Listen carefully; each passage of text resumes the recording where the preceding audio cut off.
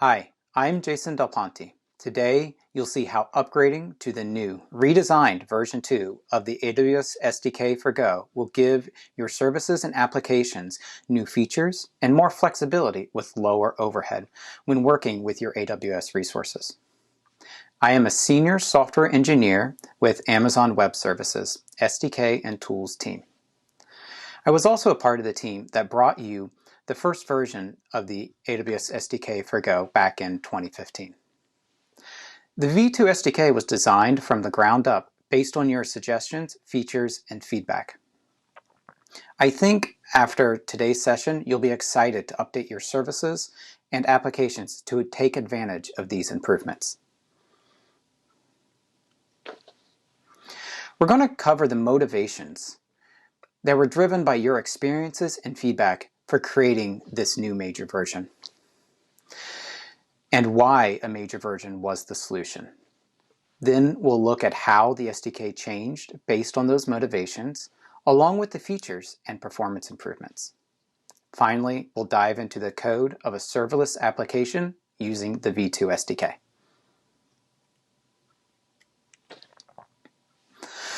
The AWS SDK for Go was released for general availability and ready for production on November 15, 2015, only a few short months after Go 1.5 was released. Since then, a lot has happened in the Go language and community, such as context added to the standard library in Go 1.7 and modules on by default in Go 1.13, just to name a few. In the V1 SDK, there were multiple configuration types, session and AWS config, and these overlapped. In addition, there wasn't a clear lifecycle that your application should use when using these types. Go 1.7 added context to the standard library. We were very excited to take advantage of this, but in order to do so without making breaking changes, we needed to add it alongside existing functionality. This expanded the surface area of the SDK and expanded the documentation as well. In the V1 SDK, all configuration and API parameters were pointers. We now have new API model metadata that gives the SDKs information on what types actually need to be pointers.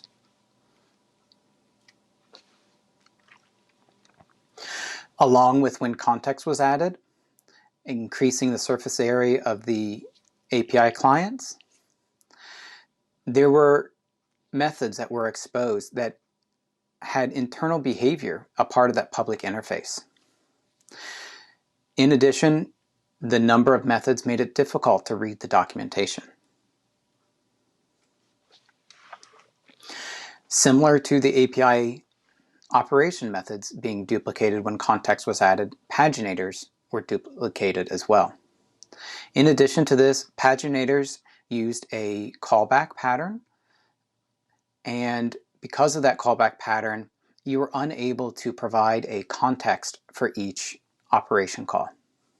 And you had no control over errors that were returned from those callback functions. You were forced to use function closures. The V1 SDK used reflection for all of its serializers. In addition, those serializers were publicly exposed, and because of that, the V1 SDK was very limited on what behavior it could change without making breaking changes. Now that we've gone through the motivations that helped guide the design of the V2 SDK, let's take a look at some of the changes that were made and how your application can take advantage of those. Go modules were introduced in Go 1.11 and enabled by default in Go 1.13. This was long after the V1 SDK was originally released. The V1 SDK was a single Go module. All API clients and all behavior was a part of that singular module, which prevented you from doing things such as pinning to a specific service version in your application. You had to update all services when you updated the SDK. We fixed that with the V2 SDK. Now, all Service API clients are their own module. This allows you to pin to a specific version of an API client, and that API client is versioned independently of all other API clients. This feature has also been expanded to all higher level features of the SDK, such as the Amazon S3 Transfer Manager and DynamoDB Attribute Value Marshaller. In addition, a new module config has been added to the SDK. This module provides all behavior for loading configuration used by the SDK and becomes a single point of reference. Here, we have an example of the V1 SDK's configuration loading. We have a session and its configuration, along with a config passed into the client. These values overlapped, and it wasn't really clear what the lifecycle of these should have been. The V2 SDK takes a deliberate change to have a dedicated module focused on loading configuration from the environment variables, the shared config files, and the shared credentials files, all by default. In addition, you now have functional options that can be passed into the load default config function. This allows you to drive how the configuration is loaded and provide overrides. In this case, we are specifying the reInvent 2020 profile from the shared config file. In addition, our API clients in the V2 SDK now have options that are specific to that client. So you can, in this case, enable path style addressing for the Amazon S3 client.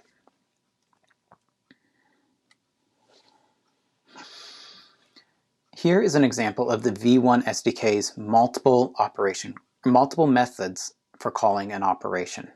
These three methods were present for all operations.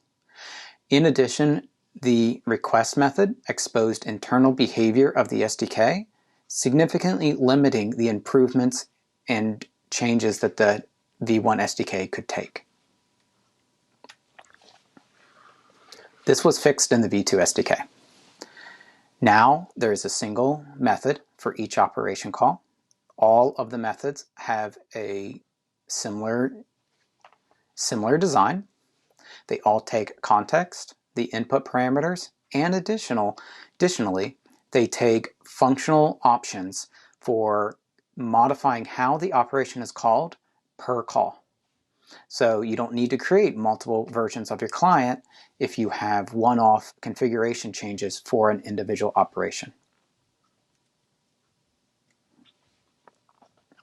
This is an example of the V1 SDK's enum values being generated as pointer parameters in the structures. In this case, the put object input structure storage class member is a string pointer.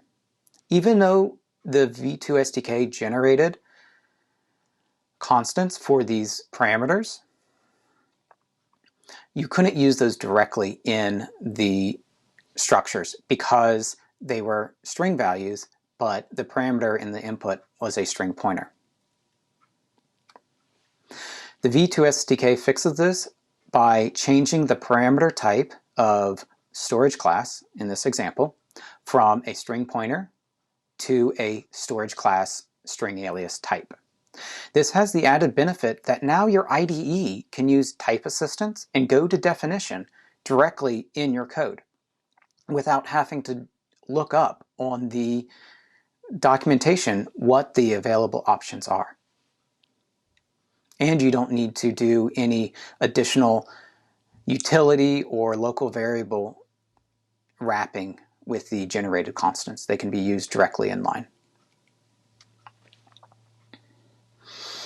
Here we have an example of the V1 SDK using pointers for all slice and map members. This is awkward to use in a Go application because it's very uncommon to have slices of string pointers in your code. So your application had to convert between the two when working with the SDK. This is fixed in the V2 SDK by taking advantage of new API modeling metadata that is available to us. This metadata lets the SDK know when a type should or should not be a pointer. And in the case of slices and maps, that's the majority of the case.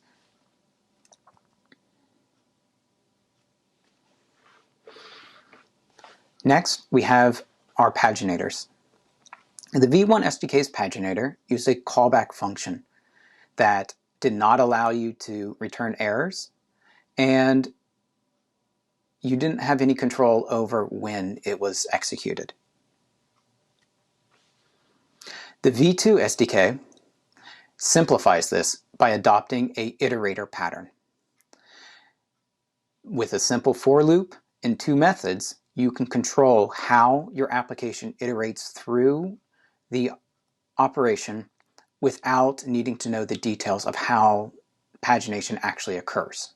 In addition, you can provide a context per page call now for things like request timeouts and other tracings. Now that we've seen how the V2 SDK has changed on the surface, let's take a look at the improvements under the hood. I'm really excited about these changes. The V2 SDK gets out of your service's way so you can do more with less. This is due to the code generation, which generates static serialization and deserialization code for every operation. The code generator has detailed knowledge of every API operation, parameter, and the wire protocol that's used. The V1 SDK did not have this level of detail. With this knowledge, static serializers and request middleware are generated for every API operation and parameter type. This almost completely removed the need for runtime reflection. Here are the performance improvements of a call to Amazon's DynamoDB scan operation, receiving over 4,000 items. The CPU overhead was reduced by over half, allowing more operation calls to be performed in the same amount of time. The total number of objects allocated was also reduced by over half, reducing the overhead on the garbage collector. And finally, the total number of bytes allocated was reduced by 20%, reducing the overall memory needed for your application.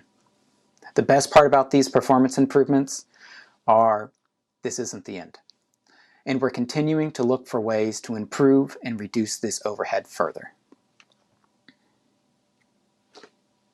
Now that we've seen some of the changes, let's dive into an application and use the V2 SDK for ourselves. Here is our serverless application using the V2 SDK. The serverless application is comprised of 4 AWS resources: an Amazon API gateway providing the front end for client request, which will invoke AWS Lambda functions. There are 3 functions in this application. The first is a function that will receive text from the request and call Amazon Poly synthesized speech to convert that text into synthesized speech. That synthesized speech will then be stored in a Amazon S3 bucket for later retrieval. The second AWS Lambda function is there to list the contents of the Amazon S3 bucket so that the list of synthesized speech can be obtained. And finally, we have the function that is used to retrieve the synthesized speech from the Amazon S3 bucket. And that will use a pre-signed URL, which allows you to provide access to S3 buckets to downstream consumers for specific objects. And that has the benefit of allowing that object access without exposing your credentials nor exposing the bucket publicly. The Amazon API Gateway and AWS Lambda resources are all managed by the AWS Serverless Application Model. This model is defined using a template, and the AWS SAM CLI will consume that template, convert it into AWS CloudFormation templates, and deploy that to AWS, which is really great and makes it really easy to update and manage our application. So before we take a look at how it works, let's actually see this application function. So here we're going to use curl to make a request to our API to list the current speech. Right now we have 4 items stored. So let's add some more. We're going to use a post request to the same API and use the standard in to provide the text. So, hello from reInvent. What will you build with the V2 SDK? File. Great.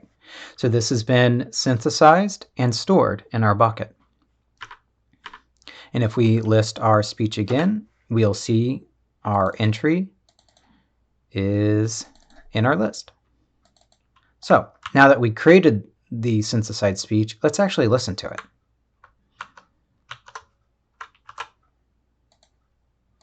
And here, this is our endpoint, API endpoint, and we're going to add the ID to it.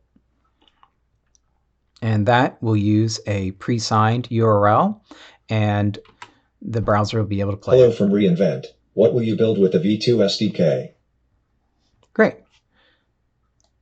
So now that we've seen it run, let's actually take a look at the insides.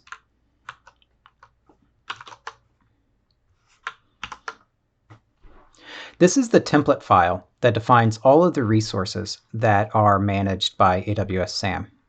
Here we have our 3 functions and the Amazon API Gateway resources that will invoke those functions. Our put text to speech needs to have write access to the Amazon Poly and Amazon S3 APIs, so we add that here in our function resources. Our put text will be invoked when the API receives a HTTP post request for the speech endpoint. In addition, an optional voice query parameter can be provided to change the voice of the synthesized speech. Next, we have our list stored speech function. Since this only needs read access to list the synthesized speech stored in the Amazon S3 bucket, we can use the read-only access policy. And this function will be invoked when our API receives a HTTP GET message on the speech endpoint. Finally, we have our get stored speech. Again, this needs a read-only access to the S3 bucket and will be triggered by the API when a GET request is received, but on the speech path, but when a ID has also been provided. So this is the template that's used. Let's take a look at how a AWS Lambda function in Go can look. Here we have a simple function that will just return hello from AWS Lambda. This function is configured in our main function of our application by a simple function pointer that's passed into the Lambda start call. That function will, one of the best parts about AWS Lambda for Go is that the function pointer that you can pass in is very flexible. There's numerous different configurations that it supports. You can choose to use context or not use context. You can have different structures as input and outputs so that you can use JSON serialization for those structures.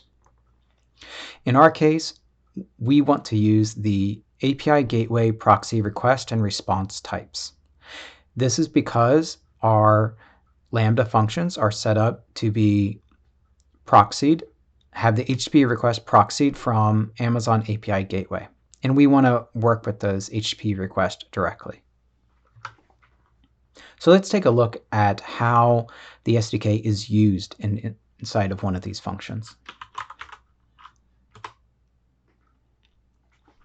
Here we have the main function of our put text-to-speech Lambda function. You'll notice up at the top of our main, we are loading a configuration. This is the SDK's config module.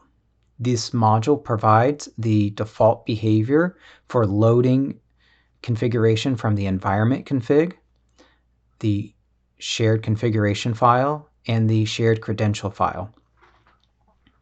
This also takes care of loading all of the possible credential sources that are supported by default. In addition to loading this default configuration, you can also provide alternative options that will be used and replace values that could be loaded. So if we wanted to specify a specific region, we would add the option config with region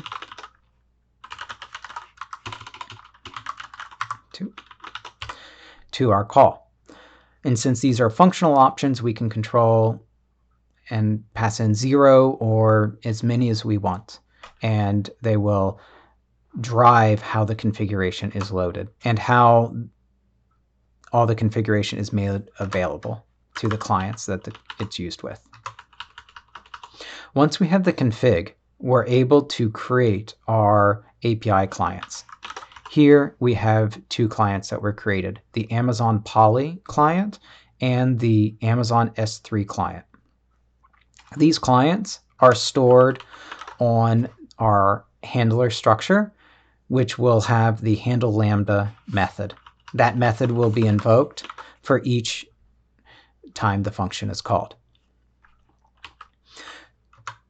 You could do these clients as package global variables, but I found that it's easier to unit test these functions when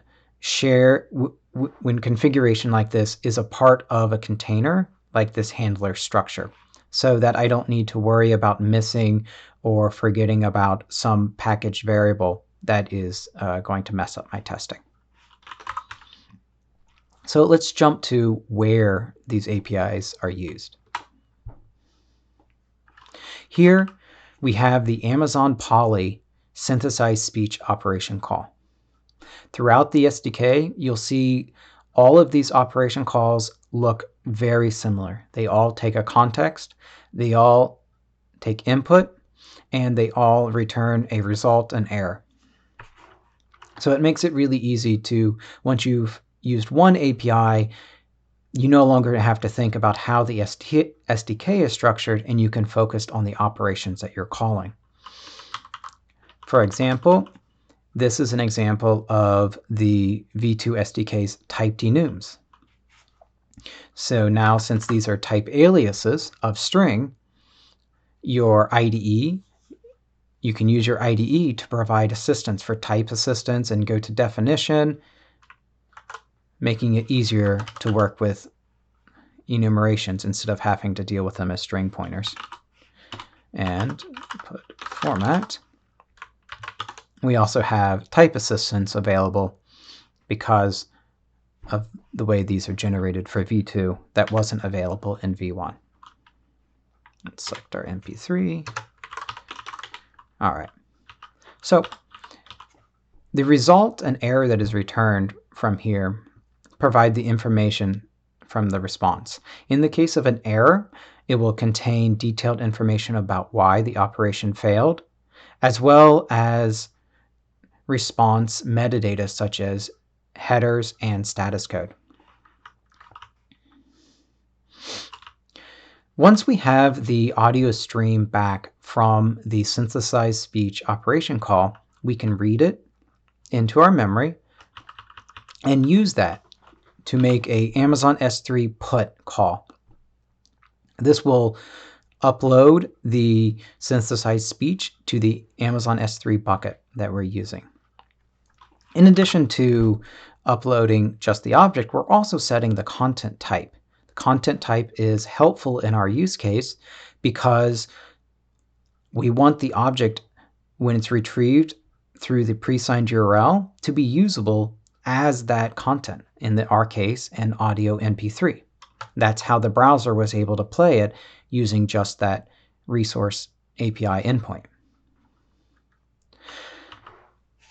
All right, so now that we've looked at how the object is synthesized and uploaded to S3, let's take a look at how the synthesized speech can be retrieved.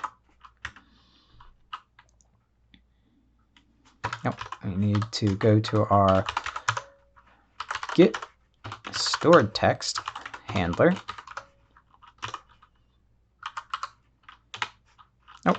We modified our file, so we need to, there we go. All right, so let's jump to 50. Okay, so this is the main function of our get stored speech handler function. This Amazon API handler is slightly different.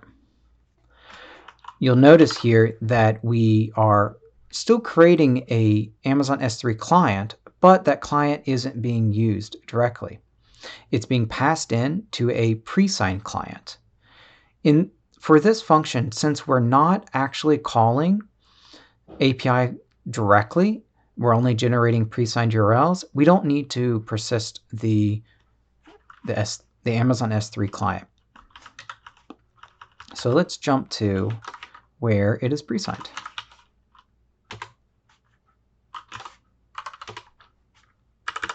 All right, here is the function and the call to pre-sign get object. You'll notice this looks very similar to the put object and synthesized speech operation calls. It takes a context, the input parameters that the pre-signed URL will be generated with, and it returns result and error.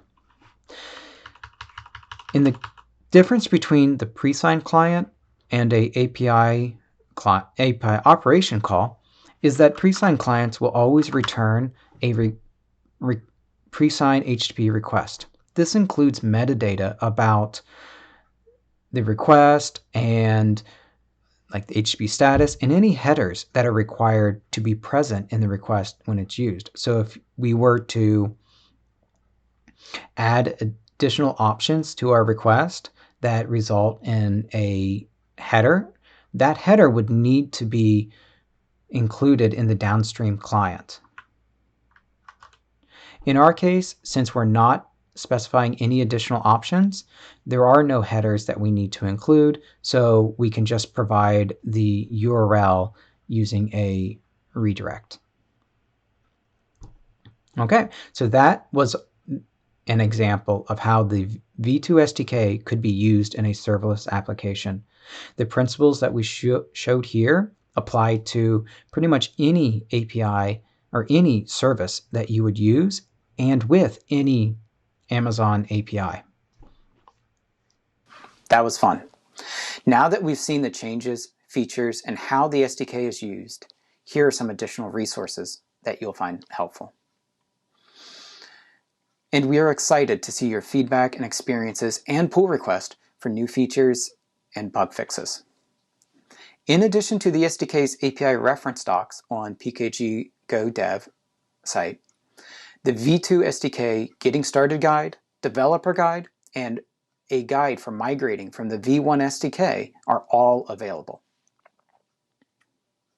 Thank you for joining this session, and I'm excited to get your feedback and ideas for new features, capabilities that can be added to the AWS SDK for Go v2.